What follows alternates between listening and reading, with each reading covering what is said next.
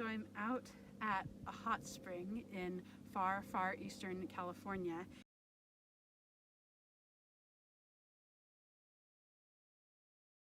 And we are out just kind of wandering and stumbled upon this old burnt down home, and in amongst the rest of the rubble are all of these strange chunks of clay that I thought were fire brick, but that's not what they are.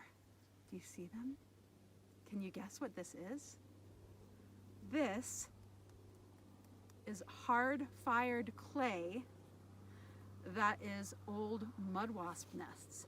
That is now pottery from going through a fire, because a lot of the soil around here is clay, so the mud wasps made their nest, and going through a fire, now it's, what's that word?